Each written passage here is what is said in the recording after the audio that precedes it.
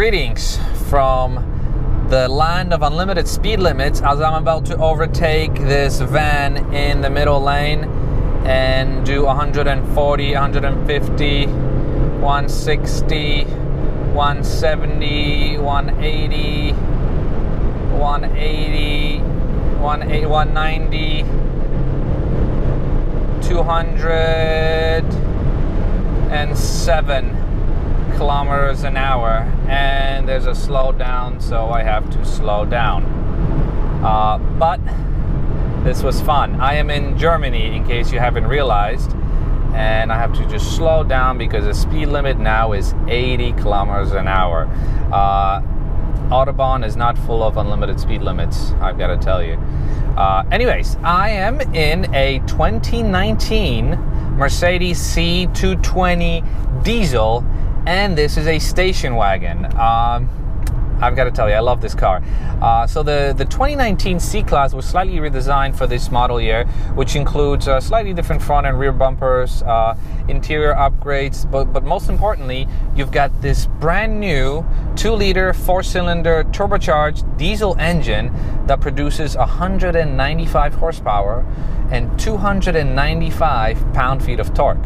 And when you combine that with its 9-speed automatic transmission, it creates a very, very compelling package. It's so compelling that if this car was sold in the States, I gotta tell you, I would be very, very pressed to buy it because it's just such a great package. So what do you get for that in that package? You've got a car that's very punchy, and as you saw in the beginning of this video, it has no issues merging onto the highways. It's got no issues hitting those high speeds, and I've got to confirm that I have reached the car's maximum speed of 250 kilometers an hour, which is about 155 miles an hour. So the car is super fun, yet it's also economical. I am averaging 6.8 liters per 100 kilometers, which in US equivalent is about 40 something miles to the gallon. In British, it's about 60 miles per gallon. It is absolutely great for a car of this size and this package. I gotta slow down. Speed limit now is 80 kilometers an hour on the highway, and there's a ton of traffic on the Autobahn. So lower your expectations next time you visit your beloved Autobahn. Anyways, the car is fantastic. Let's talk about the seats. The front seats are super comfortable. They're very huggy. They're not as huggy as my F80 M3 seats, but for a car of this size and the purpose of this car, they're great. There are plenty of adjustments, and so you will find the comfortable adjustment and position for you. These are not leather seats. They are cloth combined with this fake leather on the sides, and you know what? It's fine for what it is. There's plenty of room in the car. The back seat can comfortably fit 3 size adults, and I've actually have my daughter in the back, and she's super comfortable sitting in the baby seat. The trunk is filled with luggage, and I have no issues fitting a couple of large suitcases, a stroller. So this is a very great family car. No wonder you see so many of them on the street. Now, the interior of it is obviously very premium, as you would expect from Mercedes. It's got a couple of quirks that I'm going to mention in a little bit, but to talk about the beautiful things, you've got this awesome design that flows throughout the dash. Every switch that you touch is very high end, especially the window switches. The window switches have this metallic feel to it, which just makes them feel so premium. You've got the steering wheel that's in front of you. That feels very premium. The switches or the buttons on the wheel, everything that you touch, everything that you scroll seems very high end. Even though it's the buttons are not very intuitive, they do look great. Behind the wheel, you've got this speedometer and a little screen in the middle. This is not an all digital display. This car doesn't have that option, but even with this small digital display in the middle, I'll be absolutely fine. And I don't know exactly what the premium you pay for the digital display, but it's fine. What I love about this display is the fact that it shows you the speed limit. This device here reads the street signs and it quickly tells you what is the speed limit. If you pass the speed limit, it'll start blinking at you and tell you that you need to slow down. Not that I have.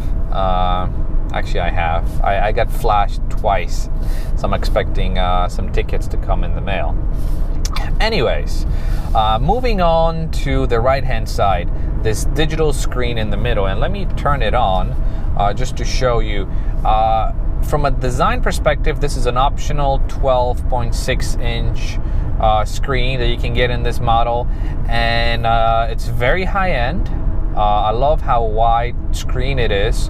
Two things that kind of bother me with the sort of the C line of these cars. This thick bezel around it makes it already look dated. Even though this is a new redesigned screen, why couldn't they continue the screen all the way to the bezel? Look at all your TVs nowadays. All the TVs have very thin bezels. Your phones have thin bezels. This is a very thick bezel, which kind of makes it look dated. What I also don't understand about this design is, why is it pointed away from the driver? This would make for a much more sort of cockpit feel if the screen was pointed this way. But that's how they chose to design it. The vents are obviously very premium looking and very easy to use. You've got these climate control buttons, again, very premium looking. What I like about this is you've got this menu button which visually shows you where your air is flowing, so you can play with it and it tells you exactly which way the air is flowing and what the intensity of it is. Pretty neat. You've got your navigation, radio, media, all kinds of buttons here. What I don't like about these buttons is they don't have any texture to them or a different shape to it, so you always have to take your eyes off the road if you want to press them and look at them, because there's no way you can memorize them. Going down here, you've got this vent in the middle, actually a pocket in the middle that's pretty sizable, and you've got this command control system, which I absolutely hate. It's actually so bad that I resorted to using my phone. The navigation is not very good. The menu, I'm not going to go into detail because this is just like any C-Class, but it's very counterintuitive. It's you can make a lot of mistake because this is a button, then this is a button, then you've got all buttons here. You can easily press another button while you're searching for something else, and you end up in a completely different menu screen. So I usually keep it off. Before I keep it off, I just want to demonstrate the 5 driving settings that this car has. You've got your eco, which is as economically friendly as possible. You've got your comfort setting, which I've been doing a lot on the highway. You've got your sport plus, and individual.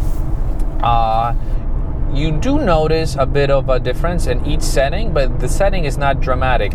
What's the most dramatic difference is between Sport Plus and Comfort. So Sport Plus, you could tell right away that you've got different throttle settings, you've got different suspension settings, and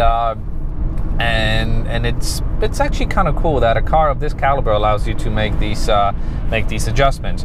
But let's put it back in Comfort and be done with it. This car also is equipped with paddle shifters, but I've got to tell you, since this is a diesel, it doesn't rev as high. The red line is 5,000 RPM. You don't necessarily need paddle shifters, but if you do end up using them, they seem very high quality and definitely fit the look and feel of the car. What I also kind of got used to now, and something that kind of definitely fits the look and feel of the car, is this gear selector knob. I know this is something that Mercedes has been using on all kinds of makes and models, but you know what? I kind of got used to it. You reverse it by pushing it up, put it down to put it neutral, press the button to park, and it's just awesome. Now, speaking of reverse, this car has the most high quality reverse camera I've ever seen. It's one of those wide angle cameras that when you put the car in reverse, the camera drops and it shows you not only just the back but also the sides. So you could be pulling out of a parking spot, which I was doing the other day, and it also shows you if there's something coming from the side. Very, very useful, and seriously the best backup camera I have ever seen. Now, staying actually in the back section, there's a little button on the hatch, and if you press it, the tow hook drops from behind the rear bumper, and you could tow a trailer with it, or a camper with it, like a lot of Europeans would. So it's a very cool and innovative design that Mercedes came up with. In terms of the storage compartments, you've got bottle holders in each door. You've got cup holders kind of in the middle. The center armrest opens up. It splits halfway, which I kind of like. It's covered with this high quality leather. I think this is leather because it definitely feels softer than this pleather. I will stop yapping now. I just wanted to give you this quick overview of a car that I ended up liking quite a lot. Too bad we don't have this car in the States, because it would be very hard not to buy it. But if you're in Europe and are looking for a family-friendly station wagon that's fun to drive, powerful, yet very economical and roomy, this might be the car for you. Mercedes offers a 3-year unlimited miles warranty, so that's another good reason to buy it. Another good reason, that is, this car is very good looking. Yep, I said it. Anyways, thank you very much for watching. Let me know what you think about this car in the comments below, and I will see you in the next video. Bye.